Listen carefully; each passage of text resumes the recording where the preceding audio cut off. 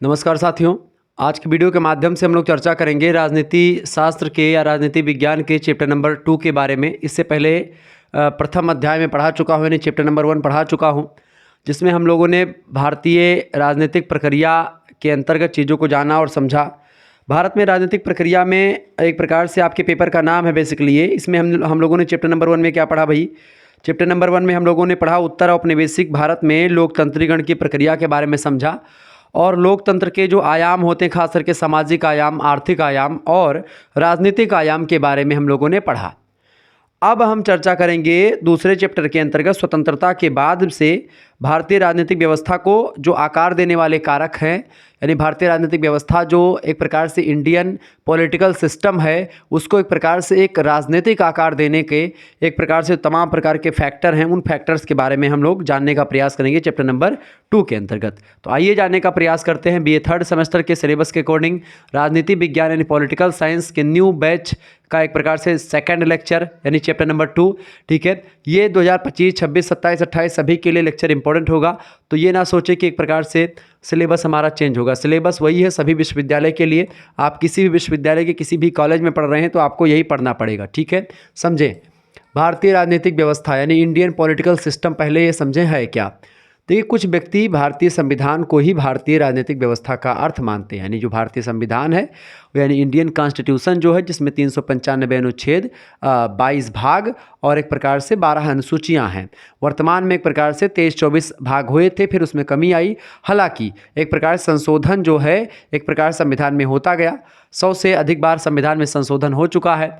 तो कहीं ना कहीं पे आप देखेंगे भारतीय संविधान एक पुस्तक है जो जिसमें नियम कायदे लिखे गए हैं, कैसे कैसे देश आगे बढ़ेगा, कैसे देश चलेगा, इसी सब के बारे में बताया गया है। तो कुछ व्यक्ति ऐसे हैं जो भारतीय संविधान को ही, इंडियन कॉन्स्टिट्यूशन को ही भारतीय राजनीतिक व्यवस्था यानी इंडियन पॉलिटिकल सिस्टम समझ लेते हैं, तथा दूसरे विद्वान कुछ ऐसे हैं भारतीय राज व्यवस्था को स्वयं की निर्माण अवस्था में मान रहे हैं। मतलब कि जो एक प्रकार से भारतीय राज व्यवस्था है यानी जो इंडियन पॉलिटी है, उस इंडियन पॉलिटी को ही एक प्रकार से बहुत सारे लोग भारतीय राजनीतिक व्यवस्था के रूप में स्वीकार कर रहे हैं।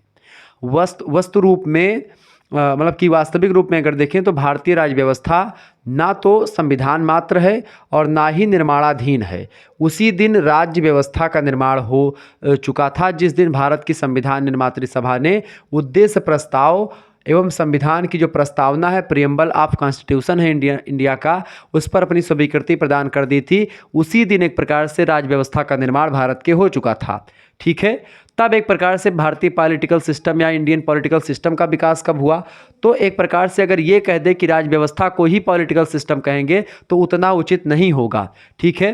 ये बात आप ध्यान रखेंगे। संविधान की प्रस्तावना के अनुरूप ही राज्य व्यवस्था का ढलना मतलब कि को ढालना है, ना कि उसके प्रतिकूल। यानी कि जिस तरीके से संविधान की प्रस्तावना है, प्रस्तावना में लिखा कि हम भारत के लोग भारत को एक संपूर्ण प्रभुत्व संपन्न समाजवादी पंथ निरपेक्ष देश बनाने के लिए तमाम प्रकार के न्याय, स्वतंत्रता, समानता, बंधुत्व की बात करते हैं। तो वो सब एक प्रकार से उसी में हम अपने आप को ढालें, यही एक प्रकार से वो होता है भारतीय राजनीतिक व्यवस्था। अभी मैं आपको समझाने की बात करता हूँ और उदाहरण के माध्यम से, तब आपको भारतीय राजनीतिक व्यवस्था के बारे में और अच्छे तरीके से जानकारी मिल जाएगी। जब हम भारतीय राज व्यवस्था पर विचार करते हैं तो उसका अर्थ होता है कि शासन का स्वरूप कैसा है, या शासन का स्वरूप क्या है। भारतीय राज व्यवस्था का मतलब क्या होता है? शासन का स्वरूप कैसा है, यानी कि एक प्रकार से उसका स्ट्रक्चर कैसा है, शासन का स्वरूप कैसा है, शासन किस उद्देश्य से किया जा रहा है, यानी शासन का उद्देश्य क्या है, नीति जो बनाई जा रही, जो नियम कायदे बन रहे हैं उस देश में, वो किस तरह के हैं, कौन कौन से ऐसे कारक हैं जो नीतियों के निर्माण को प्रभावित किया करते हैं, राज कार्यों में जनता की भागीदारी किस सीमा तक है, तथा जनता के मूल्य, दृष्टिकोण और चरित्र का क्या स्वरूप है, जनता का पॉइंट ऑफ व्यू क्या है, जनता का चरित्र, या जनता एक प्रकार से किसी मुद्दे पर कैसे सोचती है, जनता के एक प्रकार से जो मानवीय मूल्य हैं वो कैसे हैं, उनको कितने अधिकार दिए गए हैं। राज व्यवस्था में ना तो पदों का विन्यास होता है और तथा ना ही कोरा संवैधानिक कानून होता है। भारत की राजनीति प्रत्येक दिन नवीन मोड़ ले रही है। लगातार एक प्रकार से संविधान में संशोधन के साथ साथ तमाम प्रकार के नियम कायदों में भी बदलाव हो रहा है तथा प्रतिदिन नवीन आयाम प्रकट हो रहे हैं भारतीय संविधान में या भारतीय राज्य व्यवस्था में। उनसे राज्य व्यवस्था का स्वरूप एक प्रकार से अवश्य चमक रहा है और कोई राज्य व्यवस्था एक जैसी किसी भी देश की नहीं रहती, उसमें चेंजमेंट जरूर धीरे धीरे होता रहता है। परिवर्तन ही प्रकृति का नियम है, तो कहीं ना कहीं पे उसमें परिवर्तन होता रहता है। अब भारत में राजनीतिक व्यवस्था को जो आकार देने वाले विभिन्न कारक हैं, उन कारकों को समझेंगे तो और अच्छे तरीके से आप समझ पाएंगे कि भारत में जो सिस्टम है पॉलिटिकल, वो कैसा रहा है, उसके बनने के पीछे क्या क्या लॉजिक रहे हैं, उससे बनने के पीछे कौन कौन से कारकों का विशेष योगदान रहा है। ये सब चीज़ें आप जान पाएंगे। फैक्टर्स मतलब कि factor shaping the political system in India. समझते हैं, राजनीति का समाज व संविधान से गहरा संबंध रहा है। पॉलिटिक्स का एक प्रकार से अगर आप देखेंगे तो सोसाइटी से और एक प्रकार से कॉन्स्टिट्यूशन से, सोसाइटी और कॉन्स्टिट्यूशन से संबंध किससे रहा, मतलब राजनीति का संबंध बहुत विशेष रहा है। राजनीति तथा समाज का आधार संविधान होता है। अब राजनीति को चलाने के लिए एक संविधान की ज़रूरत पड़ती है, कॉन्स्टिट्यूशन की। ऐसे ही समाज को चलाने के लिए सामाजिक कुछ मूल्य होते हैं, उनकी ज़रूरत पड़ती है। तो समाज का भी एक संविधान होता है और राजनीति का भी अपना संविधान होता है। तो दोनों को चलाने के लिए संविधान की ज़रूरत पड़ती है। राजनीति का समाज के केंद्र में निर्माण होता है, चूँकि समाज एक प्रकार से दर्पण होता है राजनीति का भी और हर एक चीज़ का। तो समाज के केंद्र में ही राजनीति यानी पॉलिटिक्स का निर्माण होता है। फिर उसके बाद में उसी को प्रभावित करती है, मतलब कि जो एक प्रकार से राजनीति होती है समाज के केंद्र में ही जन्म लेती है और समाज को ही राजनीति प्रभावित करती है। ठीक है, ये ध्यान रखेंगे। समाज का आकार भी राजनीति को आधार प्रदान करता है। समाज में विद्यमान जो सामाजिक, आर्थिक और राजनीतिक कारक हैं राजनीतिक व्यवस्था के स्वरूप को काफ़ी सीमा तक निर्धारण करते हैं। जो आर्थिक, राजनीतिक और सामाजिक स्वरूप होते हैं या कारक होते हैं, फैक्टर्स होते हैं, वही राजनीतिक व्यवस्था का निर्माण करते हैं, वही राजनीतिक व्यवस्था का स्वरूप, स्ट्रक्चर उसका बनाने में मदद करते हैं। ठीक है, भारत में राजनीतिक व्यवस्था को आकार देने वाले कई कारक हैं। उन कारकों में सबसे पहला कारक जो है वो है संविधान की प्रस्तावना। क्योंकि संविधान की प्रस्तावना में ही ये बात फिक्स कर दी गई कि भारत का एक प्रकार से जो सिस्टम होगा पॉलिटिकल, वो कैसा होगा। अब आइए जानने का प्रयास करते हैं कि भारतीय संविधान की जो प्रस्तावना है वो कैसे एक फैक्टर के रूप में काम करती है भारतीय राजनीतिक व्यवस्था को लेकर के। संविधान की प्रस्तावना, इंडियन कॉन्स्टिट्यूशन की जो प्रियम्बल है उसकी बात करें, प्रियम्बल ऑफ कॉन्स्टिट्यूशन। संविधान की प्रस्तावना संविधान का कानूनी हिस्सा नहीं है, मतलब संविधान के अंतर्गत नहीं आता है, संविधान से परे है, इसीलिए प्रस्तावना में चेंजमेंट नहीं होता। इसको लेकर के बड़ा डाउट था, बड़ा विवाद हुआ इसको लेकर के। प्रस्तावना हमारी राज्य व्यवस्था के स्वरूप का निर्धारण करती है कि हमारा एक प्रकार से जो पॉलिटिकल सिस्टम होगा एक प्रकार से वो कैसा होगा। तो प्रस्तावना जो है एक प्रकार से क्या है, वो राज्य व्यवस्था के स्वरूप का निर्धारण करती है कि राज्य व्यवस्था किसी भी देश की कैसी होगी, उस देश के संविधान की प्रस्तावना ही डिसाइड करती है। प्रस्तावना के संविधान के निर्माताओं ने हमारी राज्य व्यवस्था के बुनियादी आदर्श यानी जो बेसिक जो एक प्रकार से आइडियल रहे हैं, उन आदर्शों, मतलब की जो आस्थाएं हमारी रही, जिसमें आस्था रही, उन आस्थाओं को, जो हमारी मोटिवेटर रहे, हमारे प्रेरणाएं रही, उन प्रेरणाओं को बाणी दी है। राज्य व्यवस्था शरीर होता है तो प्रस्तावना उसकी आत्मा होती है। यानी कि अगर माने पॉलिटिकल सिस्टम या राज्य व्यवस्था जो होती है या पॉलिटी जो है इंडियन, अगर वो एक शरीर के रूप में है तो प्रस्तावना उसकी जान होती है। ठीक है, ऐसा समझें। प्रस्तावना मुख्य शिला होती है किसी भी राज्य व्यवस्था की। तो राज्य व्यवस्था एक प्रकार से की नींव कौन होती है, राज्य व्यवस्था की नींव प्रस्तावना होती है। किसी भी पॉलिटिकल सिस्टम को आगे बढ़ने के लिए एक नींव की जरूरत पड़ती है। जिस तरीके से एक मकान को खड़े करने के लिए एक नींव की जरूरत पड़ती है, तो उसी नींव के रूप में काम करता है कौन, प्रस्तावना। प्रस्तावना में जो चीज़ें लिखी हैं उसी आधार पर आगे बढ़ता है कौन, राज्य व्यवस्था या पॉलिटिकल सिस्टम, उसी के अकॉर्डिंग काम करता है जो प्रस्तावना में चीज़ें मतलब कि इंडिकेट करी गई या प्रस्तावना में जो चीज़ें बताई गई हैं। तो प्रस्तावना मुख्य शिला है तो राज्य व्यवस्था उस पर खड़ा हुआ महल है। संविधान की प्रस्तावना राज्य व्यवस्था को समझने की क्या है, एक चाबी है, एक कुंजी है, एक प्रकार से, यानी संविधान की प्रस्तावना राज्य व्यवस्था रूपी ताले को खोलने की क्या है, एक कुंजी है, एक चाबी है। तो ये एक प्रकार से भारतीय संविधान की प्रस्तावना काफ़ी हद तक डिसाइड करती है किसी, मतलब कि भारत देश का जो एक प्रकार से जो व्यवस्था होगी, पॉलिटिकल व्यवस्था होगी, राजनीतिक व्यवस्था होगी, वो कैसी होगी, पॉलिटिकल सिस्टम होगा कैसा होगा। दूसरा फैक्टर है भैया एकीकरण की समस्या, यानी प्रॉब्लम्स ऑफ नेशनल इंटीग्रेशन। चूँकि हमारे राष्ट्र की अगर बात की जाए इंडिया की, तो हमारे राष्ट्र निर्माताओं के समक्ष बुनियादी समस्या सबसे बड़ी क्या थी, एकीकरण की। चूँकि देश छोटी छोटी रियासतों में बटा हुआ था, देश में कई प्रकार की भाषाएं बोली जा रही थी, कई प्रकार के, कई धर्म के लोग, कई जाति के लोग, कई नस्ल के लोग भारत में पाए जाते थे। यानी भारत में विविधता खूब एक प्रकार से थी। यानी नवीन राजनीतिक केंद्र बिंदु की स्थापना व विविधता को एक सूत्र में संग्रहण या इकट्ठा करके राष्ट्र का निर्माण एक प्रकार से करना बहुत जटिल काम था। तो उसकी चिंता का प्रमुख विषय था नेहरू जी ने स्पष्ट कहा था कि मेरे जीवन का मुख्य काम भारत का एकीकरण करना है, और नेहरू जी भारत का एकीकरण करने में विश्वास रखते थे। इसी वजह से भारत की राजनीतिक एकता में राष्ट्रीय सरकार की मुख्यता व अन्य हित समूहों और अल्पसंख्यकों के प्रति समझौते व समन्वय की नीति को अपनाया गया। मतलब साम दाम दंड भेद जैसे जैसे सबको अपना पाया, सबको मिलाना हुआ, सबको मिलाया गया। ठीक है। इसके अलावा समूहों अल्पसंख्यकों के प्रति समझौते और समन्वय की नीति को अपनाया गया।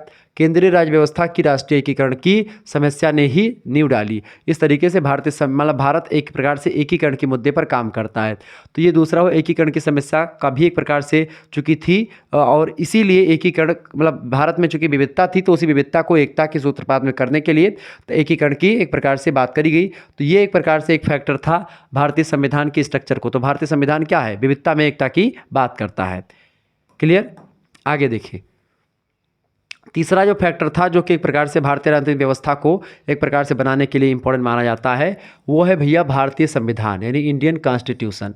भारत का लिखित संविधान देश की जनता और संपूर्ण विविधतापूर्ण संस्कृति वाले व्यक्तियों को जोड़ता है। भारतीय संविधान में एक प्रकार से जो बातें लिखी हैं वो एक प्रकार से सभी धर्मों के लिए, सभी लोगों के लिए, सभी भाषी प्रदेशों के लिए, सभी क्षेत्रवासियों के लिए, सभी धर्म, जाति, लिंग, जन्मस्थान, किसी प्रकार का कोई भेदभाव नहीं करता। अनुच्छेद 15 भी कहता है, अनुच्छेद 14 कानून के नज़र में सभी बराबर हैं। तो नहीं, जो भारतीय संविधान है एक प्रकार से वयस्क मताधिकार की बात भी करता है, उसकी व्यवस्था करके जनता को शासन कार्यों में सक्रिय साझेदार बनाता है। आप वोट डाल करके एक प्रकार से क्या कर सकते हो? वोट डाल करके एक प्रकार से आप जो है संविधान की रक्षा कर सकते हो, या संविधान पर अगर खतरा आता तो आप एक प्रकार से उसको लेकर के सुप्रीम कोर्ट भी जा सकते हो। अभी हमारे गांव में चुनाव हुआ है, ये देखिए कुछ ग्राम सभा ऐसी थी जो एक प्रकार से अभी चुनाव हुआ, तो मेरे ग्राम सभा में चुनाव हुआ है। मतलब अलग चुनाव होता है, हमेशा अलग चुनाव होता है। ठीक है। तो वो चीज़ें तो कहीं ना कहीं पे वोट डालने का जो अधिकार है वो संविधान के द्वारा ही आपको मिलता है। संविधान यह स्पष्ट करता है कि संसदात्मक यानी कि संसद जो समझते हैं ना, लोकसभा राज्यसभा, संघात्मक, ये दो प्रकार की विधियां होती शासन की। इसका विकास किस देश में कैसे होगा, इस चीज़ का विकास करती। शासन के स्वरूप में महत्वपूर्ण बदलाव करने का अधिकार इस देश की जनता में निहित माना गया है।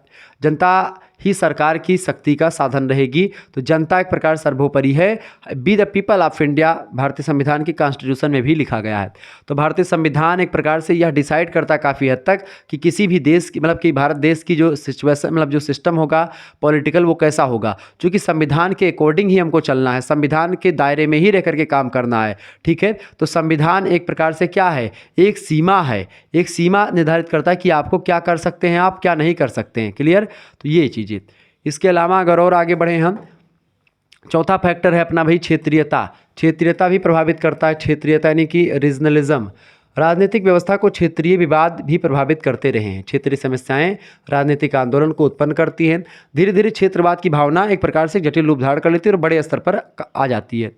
राज्यों के मध्य नदी पानी विवाद जो होता है, कई राज्यों के मध्य में सीमा विवाद होते रहते तमाम प्रकार के राज्यों, जैसे उत्तर प्रदेश बिहार के बीच में हो गया, या एक प्रकार से बिहार झारखंड के बीच में हो गया, ऐसे पश्चिम बंगाल या जो है झारखंड के बीच बिहार के बीच में क्षेत्रीय संकीर्णता का परिणाम कहा जा सकता है। अगर क्षेत्रीय समस्याएं गंभीर रूप ले लेती हैं तो संविधान द्वारा निर्धारित की गई व्यवस्था कमजोर होने लगती है। इसीलिए एक प्रकार से तालमेल बैठाना बहुत जरूरी है। तो क्षेत्रीयता की भावना ना पनपने देना, या क्षेत्रीयता की भावना से भी कभी कभी भारतीय संविधान प्रभावित होता है और उसमें करने भी पड़ते हैं।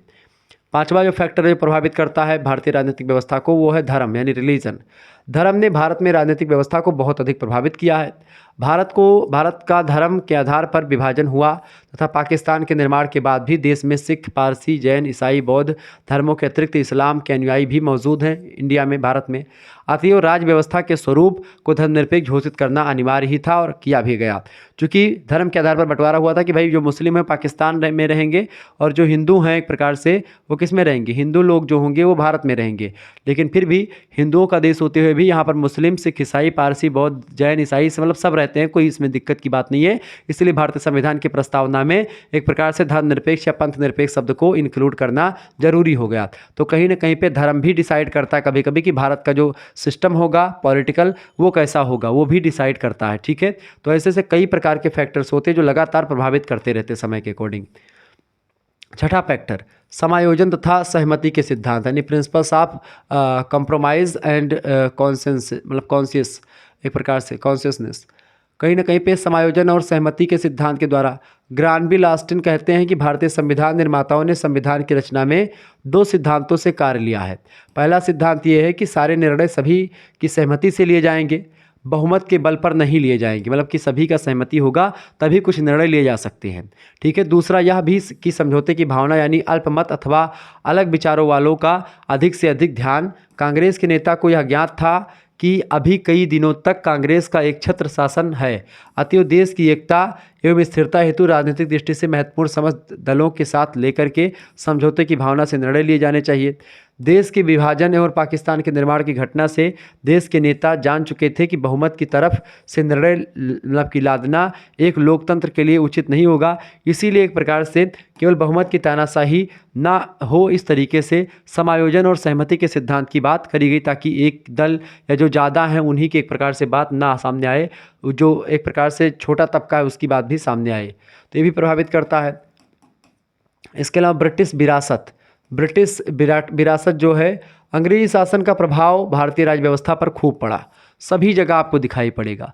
अंग्रेजी शासन में महत्वपूर्ण राजनीतिक और विकास में संबंधित निर्णय सरकारी तरीके से किए जाते थे। इसी परिपाटी को भारतीय नेताओं ने भी अपनाया। ब्रिटिश काल में ICS अधिकारी शासन के विशेष स्तंभ हुआ करते थे।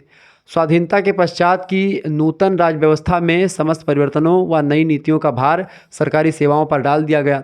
समस्त आर्थिक व राजनीतिक गतिविधियों का संचालन सरकारी अधिकारियों के माध्यम से होता रहा।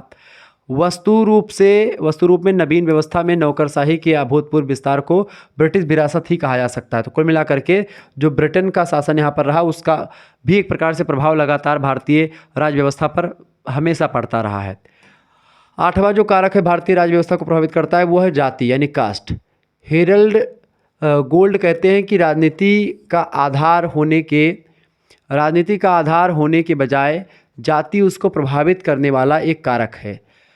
रजनी कोठारी लिखते हैं कि जाति के बंधन को स्वीकार करने और राजनीतिक सौदेबाजी एवं गठबंधन में उसका सहारा लेने के कारण से उसको देश की राजनीतिक व्यवस्था में स्थान देना तथा उसे राजनीतिक संगठन का आधार बनाना आसान हो गया है।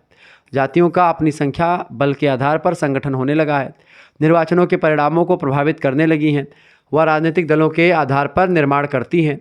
आज राजनीतिक अधिकार व पद समस्त जातियों के लिए खुल गए हैं, इसीलिए जाति का विचार राजनीति में महत्वपूर्ण हो गया है। लोग अपनी जाति के जो प्रत्याशी होते हैं उनको वोट देना पसंद करते हैं। लोग जाति के नाम पर आजकल वोट देने लगे हैं।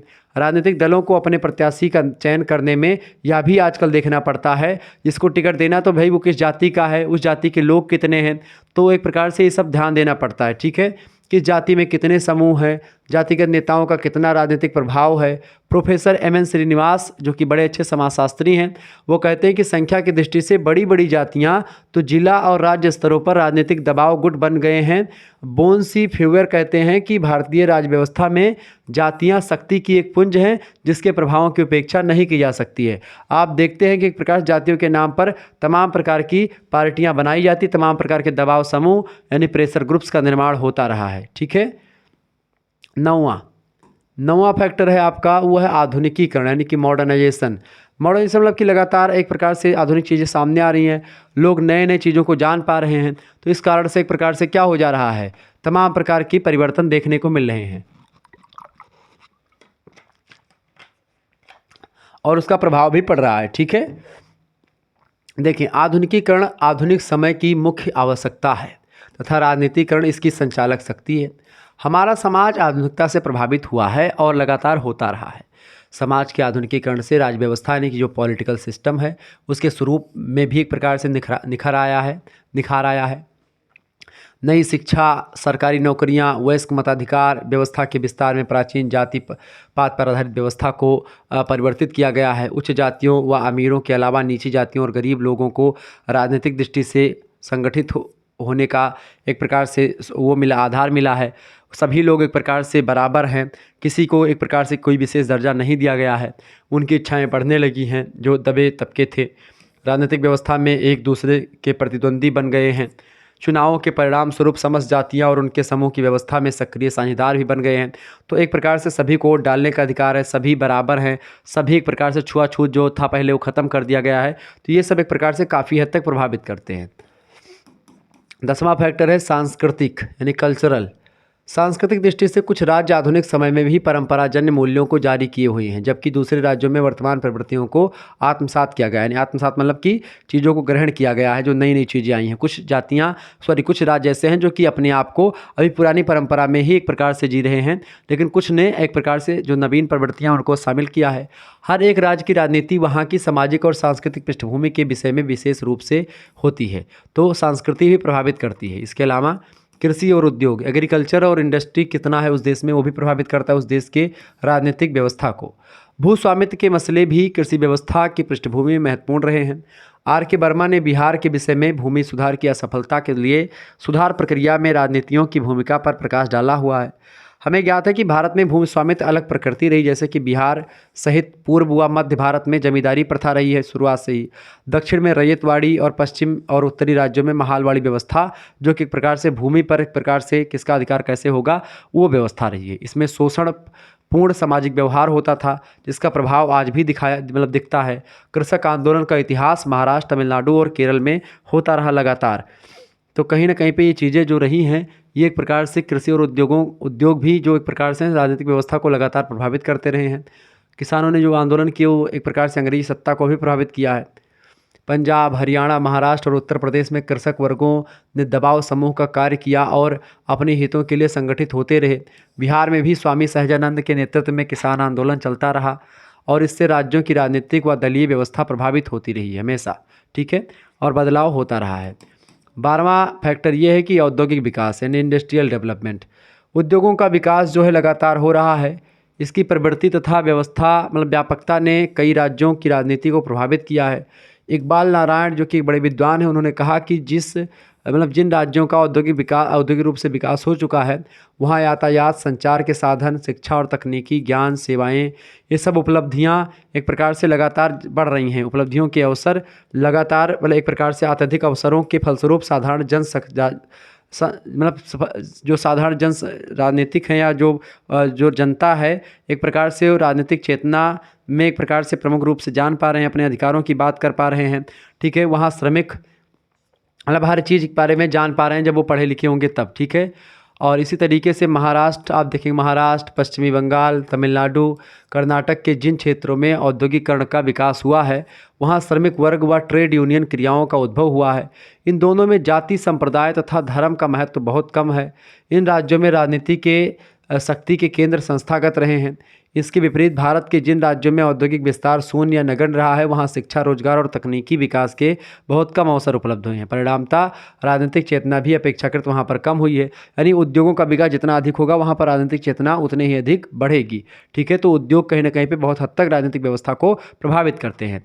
औद्योगिक दृष्टि से जो पिछड़े हुए राज्य हैं, जैसे कि पूर्वोत्तर भारत के राज्य बिहार, उड़ीसा, राजस्थान इत्यादि में ट्रेड यूनियन जैसी क्रियाएं बहुत कम हैं, यानी व्यापार बहुत कम होता है। स्वतंत्रता के बाद अपनाई गई आर्थिक विकास की नीति ने इन क्षेत्रीय असमानताओं को घटाने में कोई विशेष सफलता हासिल नहीं की है और आज भी एक प्रकार से ये देश ऐसे ही ये राज्य ऐसे ही थोड़ा बहुत पीछे ही रह रहे हैं हर मामलों में, लेकिन फिर भी एक प्रकार से काफ़ी हद तक बदलाव आया है।